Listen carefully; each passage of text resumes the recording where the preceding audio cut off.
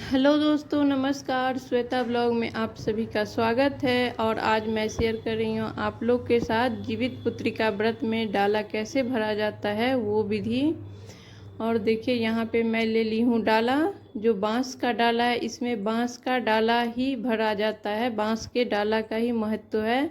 और इसका ये है कि वंश बढ़ता है, बांस का पूजने से वंश बढ़ता है, ऐसा इसका नियम है। तो सबसे पहले डाला में डालेंगे अक्षत, और अक्षत के बाद डालेंगे पान और सुपारी।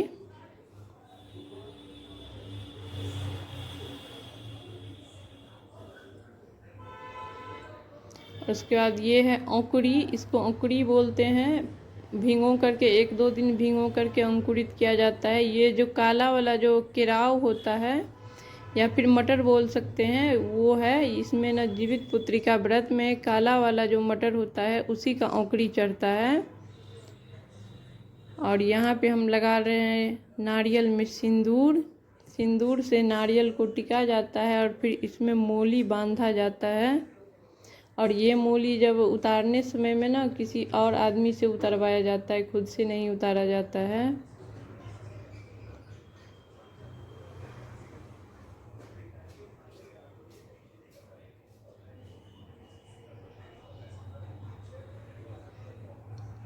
और ये देखिए हम डाल रहे हैं इसमें खीरा। 5 तरह का फल लिया जाता है। और ये डाला ना कलावती और लीलावती जो जीवित पुत्रिका व्रत का कथा है वहाँ से भरना स्टार्ट हुआ है। ये उसी कथा से ये नियम निकला हुआ है। तो लीलावती जो थी वो 7 दौरा भरी थी, क्योंकि उनके 7 पुत्र थे। लेकिन इधर जो लोग भर रहे हैं वो 3 तरीक़ा से भर रहे हैं। इसमें आप सामग्री देखते जाइए कि क्या क्या मैं डाल रही हूँ। कुछ सुहाग का सामग्री है, मीठा है, केला है, सेब है, 5 तरह का फल है। और उसके बाद ये जितिया है सोना का। और सोना का नहीं है तो आप धागा का भी बना करके खुद से बना करके दे सकते हैं, या फिर बना हुआ मिलता है वो भी आप इसमें रख सकते हैं।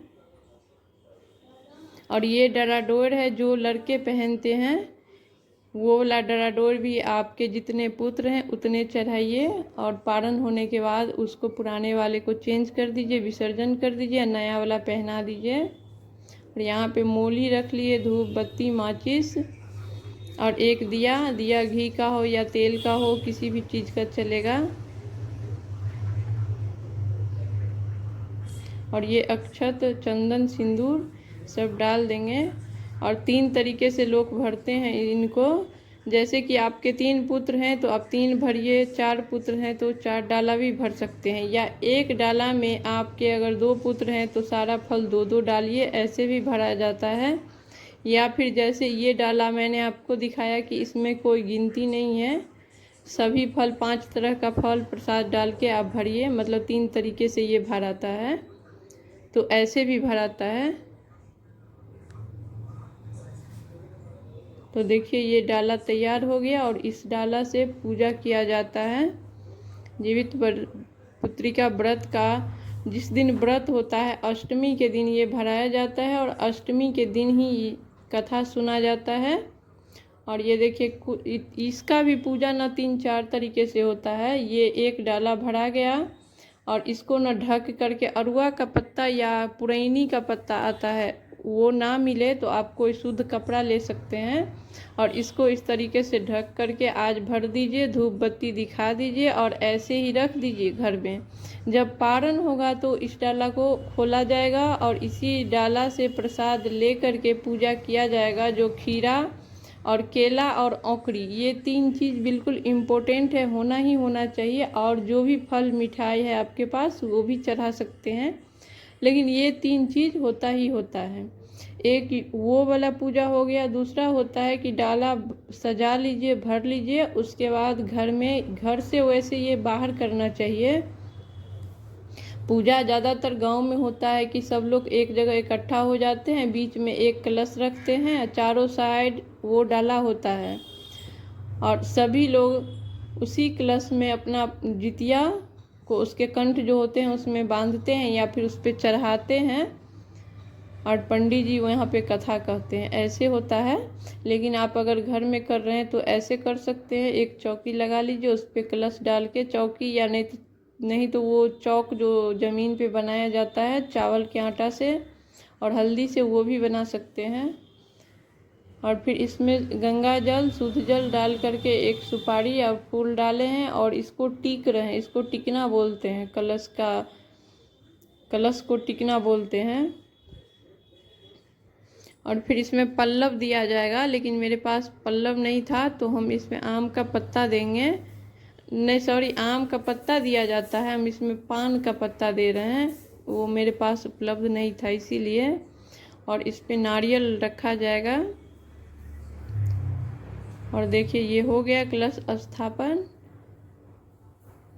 अब यहाँ पे दीपक जलाएंगे और जो हम पूजा पाठ होता है जैसे वैसे कर लेंगे कलश का पूजा।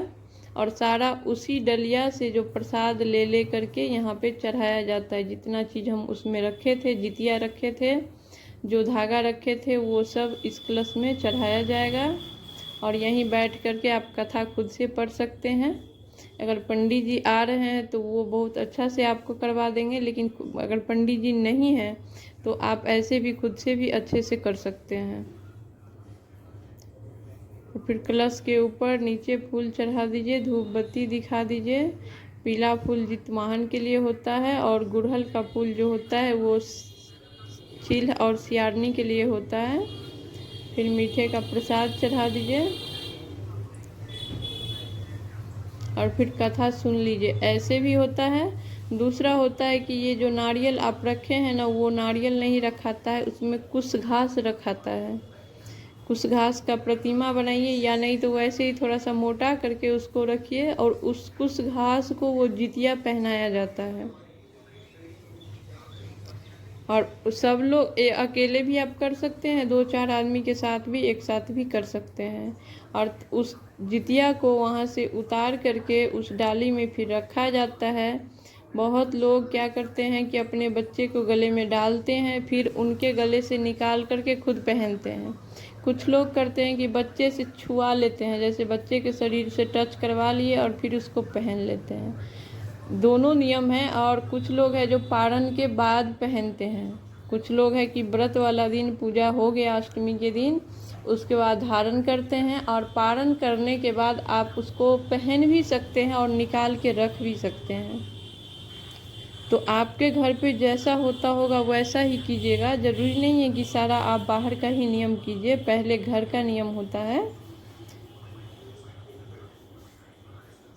और देखिए ये हो गया। ये डाली जो है वो हम डाली के साथ ही भगवान को समर्पण कर दिए हैं। और ये पूजा हो गया। यहाँ पे कथा सुन लेंगे।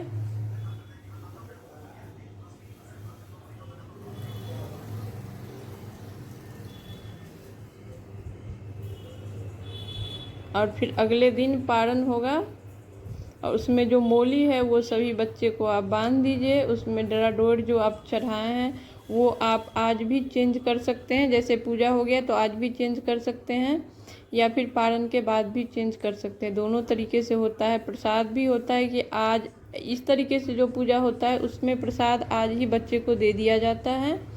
लेकिन जो भी पारण वाला पूजा होता है उसमें बिहान में पारण के समय दिया जाता है।